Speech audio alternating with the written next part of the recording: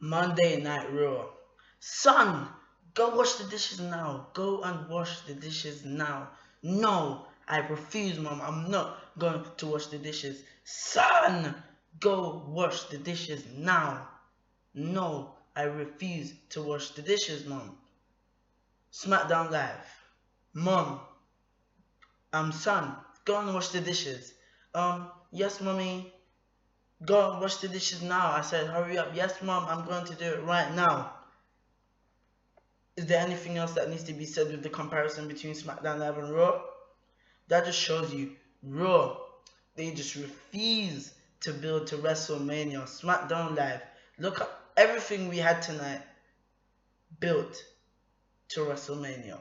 I watched the highlights today, guys. Everything built to WrestleMania. And this SmackDown Live took place in Ontario, California. And we had a very, very, very different start to what we see on WWE programming, okay? We started off with the women, but a very, very sad story. So the SmackDown Live general manager, Bryan, came up to a huge pop, as usual. He's over than most of the superstars, and he's not even wrestling. Hasn't wrestled for over a year, nearly 2 years. So Bryan mentions WrestleMania and calls SmackDown Women's Champion Naomi to the ring. He calls her out. A "You deserve it" chant breaks out. Bryan says everyone here truly believes she deserves it, and there's a reason why. For years she's worked so hard and scratched and clawed and seen other women given more opportunities than her, but here is she with the title now. Bryan says they are so proud of her, but that's why that he's about to do the hardest thing he's had to do as the general manager. But Naomi, you could tell she looked kind of down. That she obviously she knew what was gonna happen. She looked kind of down. She didn't look too happy. Fans boo because I think they know instantly that Naomi would be relinquished of the SmackDown Women's Championship.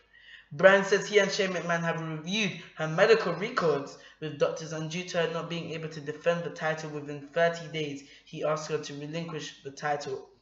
Fans boo and do but no chant. I'm sorry guys, I feel a bit ill, so in case you think I'm talking like my voice is cutting out.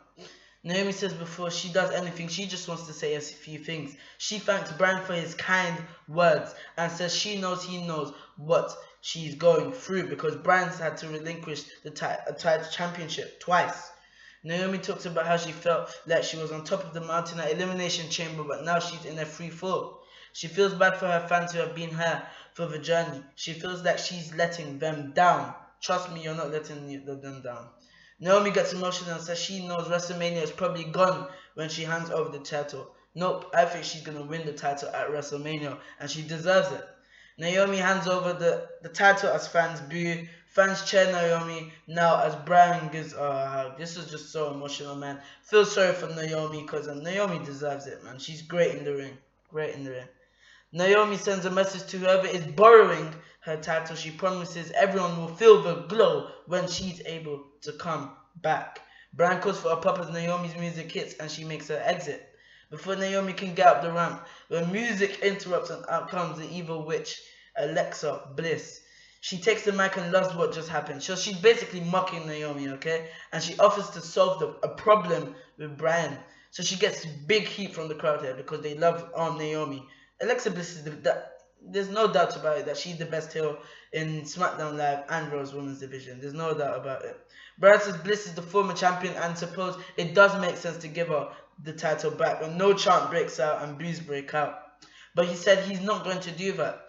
He makes Becky Lynch versus Alexa Bliss for the SmackDown Women's Championship right now. I was surprised. So the winner of this matchup would become the vacant, they're fighting for the vacant SmackDown Women's Champion. Both of them have already been it. So whoever won this match would become the first ever two-time SmackDown Women's Champion. This match was a good match, but you kind of missed the middle bit because there was a commercial, which I thought was very silly. Other than that, we returned back from commercial, and Becky Lynch was pulling Alexa's legs. She held onto the apron, so the referee was distracted, fixing back the apron. Bliss just gouged her throat to the throat, roll up, pull the tights, and Alexa Bliss becomes a two-time SmackDown Women's Champion. So after the match, Mickie James comes out, congratulates Bliss. Becky Lynch is facing the WrestleMania sign. Mickie tries to attack her. Becky fends her off with a nice kick to the gut. I'm sorry guys, as I said, my sore throat. So everything built to WrestleMania. Obviously, Alexa Bliss, Becky Lynch, and Mickie James situation is not over. Can't wait for Naomi to return. Renee Young is backstage with Natalya. She rips into Nikki Bella, mentioning John Cena, and calls her a fraud. Natalya says she's going to expose Nikki tonight and show why Nikki is just a cheap Natalya knockoff. Natalya tells Renee to beat it. I'm loving Hill Natty, I said it as well. I want to try and make this quick like my Raw review because I'm not feeling well. Breezango versus the American Alpha. Well, this was what, 2 to 3 minutes? Squash match, I should say. I don't need to go over it. Jason was getting beat up because Breezango beat them up earlier before the match started, and then the American Alpha, Jason held them up in the electric chair drop into a bulldog. Chad Gable bulldog from the top rope. Beautiful move. That was it. But after the matchup, more build to WrestleMania. It's definitely going to be the Usos versus the American Alpha for the SmackDown Tag Team Championship. The Usos cut a fire promo. Oh my gosh. The Usos promo was absolutely amazing. You can tell that Raw's promos, when their superstar speaks, I think in my opinion, it looks like it's just all scripted. But when SmackDown Live comes off, it just comes off as it's more natural, as if they're actually speaking from the mind. After the match, the champions go to celebrate when the Usos interrupt with the mics. This is definitely the Usos' best promo ever in their career, ever in the WWE. They're coming through the crowd asking fans to give it up for American Alpha. They refer to them as the soon-to-be former champions. The Usos look to come over the barrier, but they trolling the crowd, trolling Alpha for a fight, but they back off and the fans boo. They rant on how Alpha can't prepare for two brothers who have nothing to lose, how they won't see them coming. The Usos cut promo like never before. This is true. It's not, so this is what they said. When you feel the shiver behind you, when you feel that someone's gonna attack you, when you're scared, you just need to look behind you. It's not paranoia. It's the Usos. It was amazing, guys. Uso music hits. They smashed the mics on the floor, and the two teams talk trash from a distance because the Usos were in the crowd near the announcers table. So, we get backstage looks at Styles, Ziggler, Mojo Rawley, Luke Harper ahead of tonight's Battle Royal. I love what they did. All 10 men of the Battle Royal, they got to speak for what, 15 to 30 seconds about how they think they're going to win. Just talking about it, I like that, guys. Making it feel like a bit more professional. Renee interviews Nikki Bella backstage. Nikki says she doesn't care about Natalya anymore and knows she herself is more than a pretty face. So she's basically saying she's not just a pretty face. She knows that she can go in the ring. And she can. She's improved a lot over the years. Nikki says Natalya will be known as the broken heart after tonight. A lot of people were saying on Twitter that they thought Nikki was saying broken hardy. So the next match was the Force Count Anywhere match. Nikki Bella versus Natalya. This match was absolutely amazing, guys. Absolutely amazing. As I said, I'm going to try and make this review short. Plus, SmackDown did not have a lot of stuff in it, but a lot of builds to WrestleMania. So it's going to be short. Should be around, what, 15 minutes? About 6 minutes left, guys. Well, this match was incredible. Okay, let me just talk about this whole situation with Nikki Bella and Natalya. I said it. I think Nikki Bella and Natalya have had the best women's rivalry for the past few months since the Survivor Series. This all started at Survivor Series when Nikki Bella was the team captain for SmackDown Live Women's Division. She was making her way to the ring, but Natalya attacked her from behind. So WWE played it off that she didn't. So Natalya kept saying that she didn't because she was a face at the time. She turned heel because Carmella later revealed that it was Natalya who did it. But, oh yeah, talking about Carmella, where was James Ellsworth from Carmella? Is Carmella retired? I think Carmella is retired. So, this match was just great. No disqualification, Force Count anyway. They fought all over the arena. They fought backstage. They fought in the crowd. They fought by the production era. They fought in the ring. All over the arena, guys and girls. So, they eventually as well, they used the kendo stick. Natalya was beating Nikki up with the kendo stick. Nikki was beating up with the kendo stick. At one point as well, Nikki Bella hit a Alabama slam on the announcer's table. I thought it was going to break, but no, it didn't. Alabama slam on the announcer's table. I was like, oh my gosh. Nikki Bella. This was an incredible match. I don't think I'm going to remember everything here. So she was first of all, it was Natalya positioning Nikki for a powerbomb from the apron through the announcer table, but she prevented it. Nikki, it's a big Alabama slam on the announce table. That's what happened. But I hated that there was a commercial break here, guys, because this match was great. They didn't even deserve one commercial break. This match was very good. Back from the break, and Natalya hits a suplex on the ramp for a 2 count. More back and forth interval back in the round production cases. Nikki ends up breaking a mirror with Natalya for another 2 count backstage. That was brutal. They were backstage. Nikki grabbed Natalya's head, smashed it into the mirror, guys. It cracked. I thought Nikki was gonna win there, but she kicked out at like 2.5, therefore. Nikki ends up breaking the mirror, blah blah blah. Nikki brings the fight back to the stage, which leads to Maurice getting knocked down again by Nikki. So Natalya threw Nikki Bella into Maurice. So they're just setting up for Cena and Nikki versus Maurice and The Miz. Nikki tackles her and covers for a 2 count. Natalya drops Nikki on the ramp and goes for the sharpshooter, but Nikki counters and applies the fearless lock. I don't know why they're calling it the fearless lock. It's the STF.